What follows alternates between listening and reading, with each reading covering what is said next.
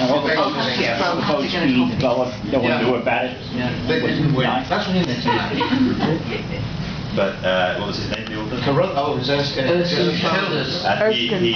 heroes were Carruthers. And he was killed by the British as a spy for the Irish. Yeah. He was killed by the Irish government. Yes. The Brits were, for once, perhaps the only instance in Irish history where the Brits were guilty. It was the Irish government what did it. Childers said that he wrote The Rid of the Sands because everyone in Britain, the government, were all convinced that the real threat of invasion was from France. But in the book it's a German, and he said he was a civil servant then before he got into trouble. And he said he wrote the book as a warning, so nobody would believe that the Germans were the real threat. It was very forward thinking in 1983. Let's have you there with the glasses. Yes. Yeah, just going back to the discussion of women in those days. I'm surprised nobody mentioned Modesty Blaise. His books are absolutely brilliant. What do we think of Modesty Blaise? I never read. I read Luke's stuff.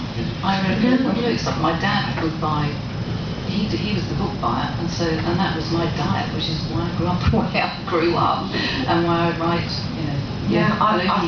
I think that was the same for me. I mean, when I was really quite a young child, I lived on a boat, and we didn't have the room for a lot of books, so I haunted the library. And for some reason, I never encountered the Modesty Blaise books until, very sadly, I made the mistake of watching the 1960s film with Dirk Bogarde, and it was so bad it's become a new phrase. It's bad, but not Modesty Blaise bad. You can watch it on YouTube. Oh, I'd rather not. It really was bloody awful, and I'm glad I didn't. In some ways, I'm glad I didn't encounter the books, because when I read all these sort of very male-orientated thrillers, which were really my father's books, when I started to read them, because I couldn't find the kind of character I wanted to read about, I decided I would have to write my own. And had I read Modesty Blaise, then the future could have been very different. So. They are great books, Peter and Don. I shall have to go back and search them out now. What's your view on Modesty Blaise? Not very good, I'm afraid. No. Not a lot. I was out of the loop. Modesty Blaise to me, in this period, was very much a metropolitan London. Basically, I thought it was a cartoon strip, which it was. And also, for a long time, the books were sort of secondary, and just never really got into it. It seemed to be a London thing. And just weird. I mean, no particular reason, it just sort of passed me by. Do you remember what Modesty Blaise's trick was when the baddies were attacking?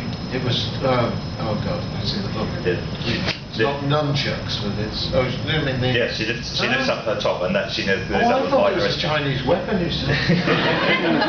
She ends up by an extra 3 seconds when the bad guys are coming towards her and they're stopping them. So when it says double-barreled, it's... I don't think I'll try that as a method of self-defense, if it's all the same with you. It's interesting, just listening to what was said, my mind was wandering about other books that I'd read and picked out, and Zoe and Caroline both said my father's books, and I was thinking, yeah, I read that of my father's books. Why not your mother's books? Well, the Evelyn Anthony were my mother's books. Yeah, thinking back, my mother did not buy books. They were definitely my father's books, and that, I guess, is all part of the problem. Yeah, my mother, Helen McInnes, was the other one. Oh, yeah. And so my mum, she liked Evelyn